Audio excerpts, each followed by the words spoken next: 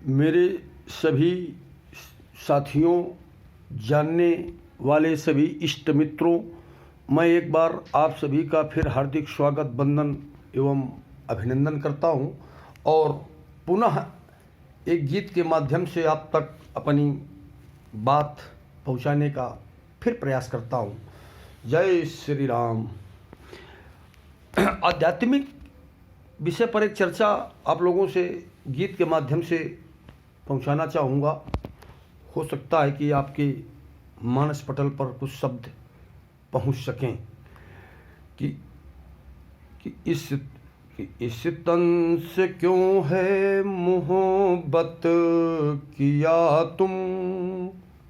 ये जो हमारा तन है, आज हम लोग की पूरी व्यवस्था खराब कर देते हैं केवल इस तन की साज सज्जा शान शौकत के लिए कि इस तन से क्यों है मोहब्बत किया तुम, कि इस तन से क्यों है मोहब्बत किया तुम। बेवतन हो के इस तन को जाना पड़ेगा। चाहे वो हमारा अपना स्वयं का तन, इसकी साज सज्जा, इसकी खूबसूरती में हम समय बर्बाद कर देते हैं, या किसी सामने वाले के तन को प्राप्त करने के लिए तमाम अमानवीय कार्यों को अपने जीवन पर करते रहते हैं। इसलिए जो मैंने अपने जीवन का अनुभव किया वो आप लोगों तक पहुंचा रहा हूं कि इस तन से क्यों है मोहब्बत किया तुम। बेवतन हो के इस तन को जाना पड़ेगा, कि इस तन से क्यों है मोहब्बत किया तुम। बेवतन हो के इस तन को जाना पड़ेगा। आगे, तो इस तन से क्यों है मोहब्बत किया तुम, कि बेवतन हो के इस तन को जाना पड़ेगा। अरे मोह में इसके जितना तुम फंसते गए, मोह में इसके जितना तुम फंसते गए, अंत में दर्द उतना ही सहना पड़ेगा। प्यारे साथियों, चाहे वो अपना तन हो, चाहे सामने वाले प्राप्त करने की जहाँ इच्छाएं प्रबल हैं वो तन हो, अरे मोह में इनके जितना तुम फंसते गए, मोह में इसके जितना तुम फंसते गए, अंत में दर्द उतना ही सहना पड़ेगा। इसलिए बंधुओं, कि इस तन से क्यों है मोहब्बत करो तुम। बेवतन हो के इस तन को जाना पड़ेगा। जिस तन को इतनी बेदर्दी के साथ यहाँ से जाना पड़े, उस तन के लिए अपनी जिंदगी की दिशाएं और दशाएं क्यों हम बर्बाद करें। बड़ी सावधानी पूर्वक जीवन जीने की जरूरत है। क्यों? क्योंकि ये जो तन है ना, अरे है धरोहर ये तन, इसको रुसवा न कर। है धरोहर ये तन, इसको रुसवा न कर, वरना इस तन की कीमत चुकाना पड़ेगा। अभी मैंने ऊपर की चर्चा में जैसे आपसे कहा कि मोह में इसके जितना तुम फंसते गए, मोह में इसके जितना तुम फंसते गए, अंत में दर्द उतना ही सहना पड़ेगा। अब अगली लाइन पर आप गौर करें कि मोह में इसके जितना तुम फंसते गए, अंत में दर्द उतना ही सहना पड़ेगा।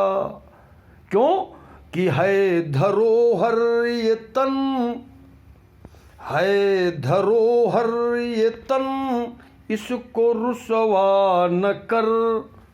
है धरोहर ये तन, इसको रुसवा न कर, वरना तन की कीमत चुकाना पड़ेगा। वरना इस तन की कीमत चुकाना पड़ेगा। आगे है अगर सामने से सर उठा कर है जीना। इस संसार में अगर सर उठा करके पूरे स्वाभिमान के साथ आप अगर जीना चाहते हैं, तो अगर शान से सर उठा कर है जीना, तो इस तन से चाहत हटाना पड़ेगा। अगर शान से सर उठा कर है जीना, तो इस तन से चाहत हटाना पड़ेगा। इसलिए आखिरी लाइन में आपसे कहना चाह रहा हूँ कि अगर मोह माया से बचना है राठौर, अगर मोह माया से बचना है राठौर, तो हरि का भजन तुमको करना पड़ेगा। अगर मोह माया से बचना है राठौर, तो हरि का भजन तुमको करना पड़ेगा। कि इस तन से क्यों है मोहब्बत करो तुम, कि बेवतन हो के इस तन को जाना पड़ेगा। ये अपनी व्यक्तिगत विचार जो हृदय में उभरे, वो मैंने कलमबद्ध करके आप लोगों तक जो प्रयास किया है। सिर्फ इसका मर्म मैं इतना समझाना चाह रहा हूँ कि हम लोग केवल संसार के निर्माण हेतु, एक सुंदर संसार के सृजन क्रिया के कारण स्तन